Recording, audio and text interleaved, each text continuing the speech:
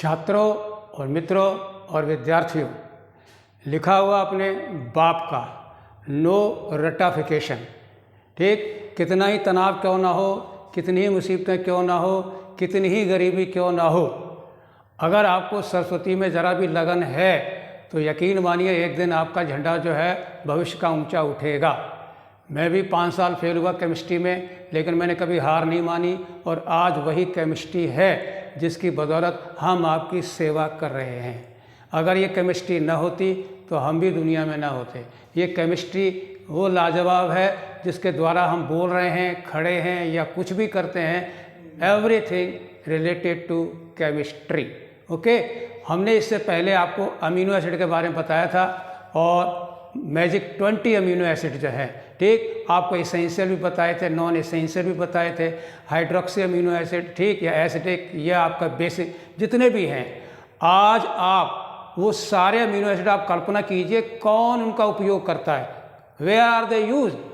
तो ज़रा ध्यान से दीजिए, all monomer amino acid which are present in the cellular pool, जितने भी हमारे सेल के अंदर द्रव के अंदर उपस्थित है अमीनो एसिड, उनको चलाने वाला कौन है? उनको चलाने वाला है हमारा डीएनए। याद रखिए, डीएनए जो है सूचना देता है एमआरएनए को, ठीक, ट्रांसक्राइब एमआरएनए, और एमआरएनए जो है वो बाहर आता है, ठीक, कहाँ पर? यूकैरियोट में।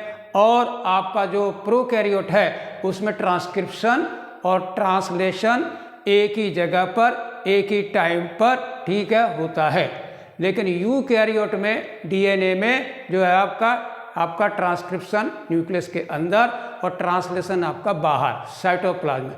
तो वहाँ पर जो है ये एमआरएनए, जिसे आप कहते हो जेनेटिक कोड, ठीक है, आपको पता है 64 होते हैं, और जेनेटिक कोड जो डिसाइड करता है कि कौन सा हमको अमीनो एसिड लगाना है। Each amino acid is coded by A triplet code. Genetic code के ट्रिपलेट कोड को डिसाइड करता है कि कौन सा अमीनो एसिड लगाए। तो आज हम आपके बात कर रहे हैं प्रोटीन। आपको पता है सेल के अंदर, लिविंग हो या ड्राई हो, सबसे ज़्यादा अबंडेंट जो है ऑर्गेनिक कंपाउंड अगर कोई है तो प्रोटीन है। बिना प्रोटीन के ओरिजिन ऑफ लाइफ पॉसिबल ही नहीं होता। जितना भी स्ट्रक्चर या फंक्शन और तरह तरह के बहुत ही हेट्रोजीनस इसकी डाइवर्सिटी फंक्शन प्रोटीन की होती है। आज हम आपके सामने उन्हीं प्रोटीन को लेके आ रहे हैं। प्रोटीन का जो मोनोमर है वो आपका अमीनो एसिड है। याद रखिए, proteins are the polymer of amino acid, लेकिन ये अभी सही नहीं है। Proteins are heteropolymer of G20 amino acid, जिन्हें हम स्टैंडर्ड अमीनो एसिड भी कहते हैं। याद रखिएगा, बेसिकली प्रोटीन जो है वो मैजिक 20 अमीनो एसिड से बनाती है, ठीक है, वो आपका हेटेरोपॉलीमर होती है, not homopolymer. Okay, amino acid भी जो है L amino, levo rotatory amino acid use होते हैं, और डेक्स्ट्रो रोटेटरी जो है वो कुछ बैक्टीरिया में यूज़ होते हैं। ये भी पॉइंट आप याद रखिएगा, only levo rotatory amino acids are use in protein synthesis. Okay, तो अब हम आपको लेके चलते हैं प्रोटीन। आप देखिए, आपने जो मीट खाते हैं या आपका दाल खाते हैं या आपके बहुत ही ग्लाइसिन मैक्स खाते हैं, सोयाबीन के पकौड़े खाते हो, ठीक है, या पनीर खाते हो, एवरीवेयर प्रोटीन इज देयर। और वो प्रोटीन जो है आपका अमीनो एसिड के पेप्टाइड बॉन्ड बनने से बनता है। तो लीनियर भी है, जैसे आप देखिए सिर का बाल है, ठीक है, आप चुटिया करते हो, या मेरा जूड़ा है तो लंबा लंबा होता है, उसी को आप उसका चुटिया बना लेते हो, फिर आप उसका गुच्छा बना लेते हो। अगर सिंगल बाल है तो आपको प्राइमरी कहते हो, और अगर ऐसे हेलिकल आता है तो आप उसको सेकेंडरी कहते हो। अगर आपने गुच्छा बना के सिर पर लगा दिया, जूड़ा बना लिया, तो वो आपका टर्शरी प्रोटीन है। समझाने के लिए मैं कह रहा हूँ, प्रोटीन इस तरह से अपने आप को ऑर्गेनाइज करती है। और आज हम फर्स्ट बायोपॉलीमर प्रोटीन के बारे में लेके जा रहे हैं। दुनिया का द मोस्ट एंशिएंट जो है स्ट्रक्चरल अगर कोई है तो वो आपका प्रोटीन ही है।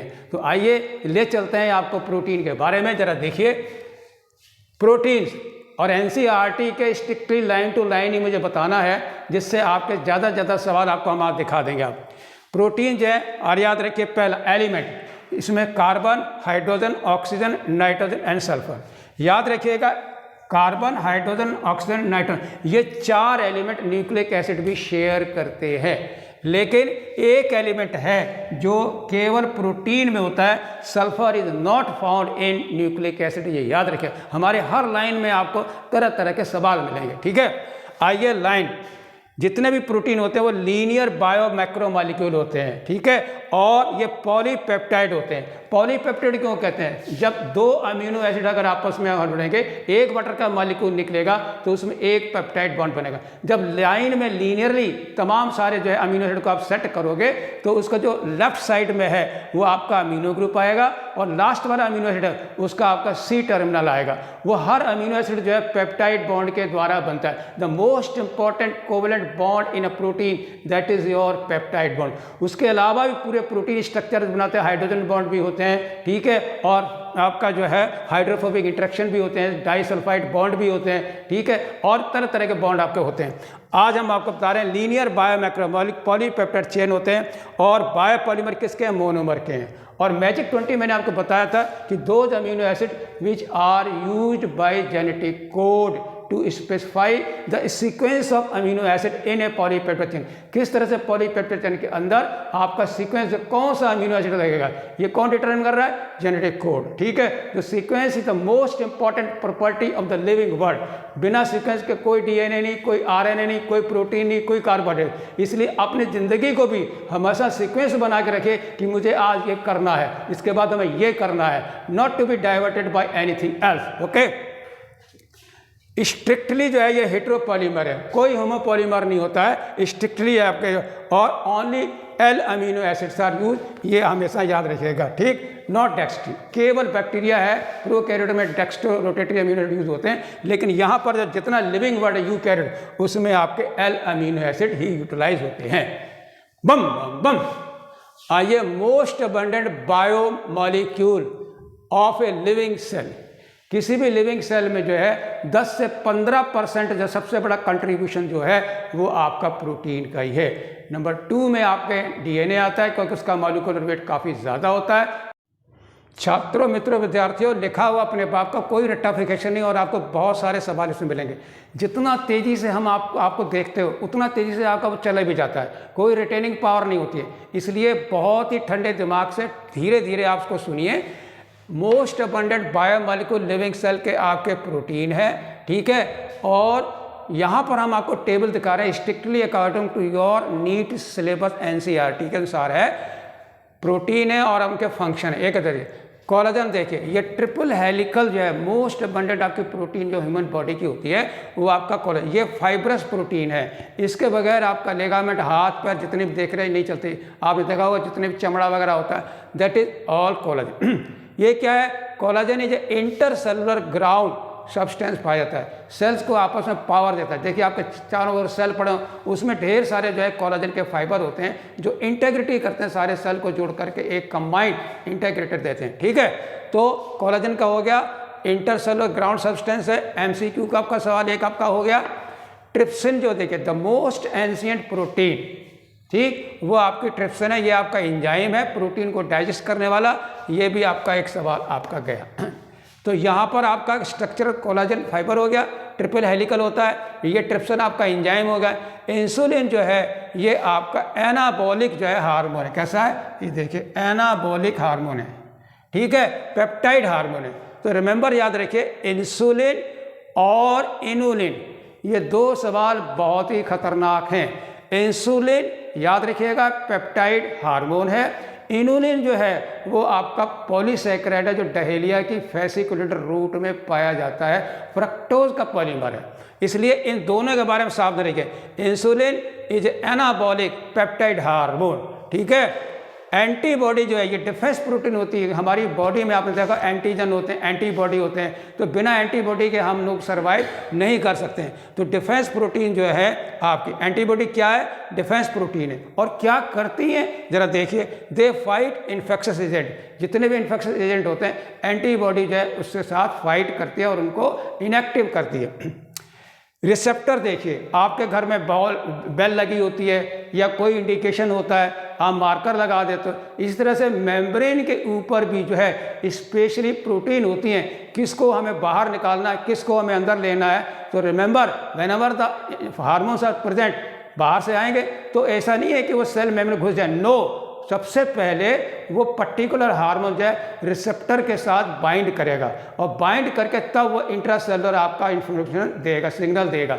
इसलिए receptors are those protein which are present in the cell membrane to accept a particular specific signal molecule. Okay, तो रिसेप्टर होते हैं, सेंसरी रिसेप्टर होते हैं। आप जरा देखिए, सूंघने के लिए आपके नेसल एपिथेलियम होती है और सुनने के लिए, टेस्ट के लिए, ये सारे जो है हार्मोन रिसेप्टर होते हैं। याद है? तो याद रखिएगा, हार्मोन जो है मेम्ब्रेन के ऊपर उपस्थित प्रोटीन के बनी रिसेप्टर के द्वारा ही रिसीव की जाती हैं।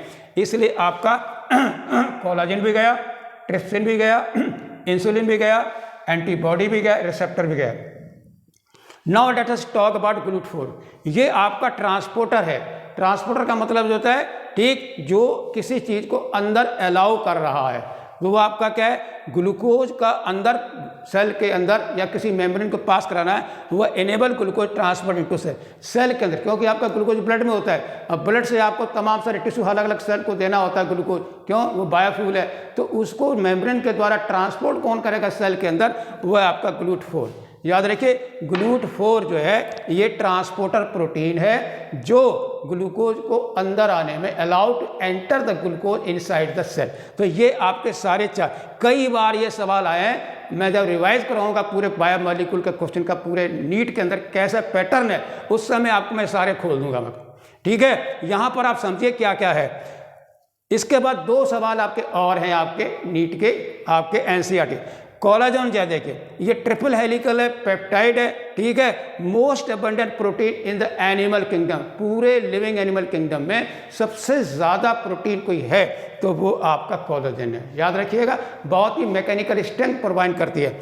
और दूसरा सवाल है रुबिस्को, रिबुलोज बिस कार्बोक्सिलेट, यानी सी से क्या है, कार्बोक्सिलेट, यानी ये डुअल एंजाइम है। दुनिया की सबसे ज़्यादा protein in the whole of the biosphere वो आपका रुबिस्को एंजाइम है। ठीक है, और इसकी 2 एक्टिविटी होती हैं, ये कार्बोक्सिलेज भी है, एडिशन ऑफ कार्बन डाइऑक्साइड, और ऑक्सीजनेज भी है, एडिशन ऑफ ऑक्सीजन। जैसे आप देखोगे फोटोसिंथेसिस या फोटो रेस्पिरेशन है, तो ये डुअल हार्मोन है, ठीक, वो एंजाइम है। ठीक है, Rubisco the most abundant protein in the biosphere, ठीक, रिबोलोज बिस कार्बोक्सिलेज, और ठीक, ओके, ये आपको मैंने बताया है, सारा रिवीजन कर लीजिए।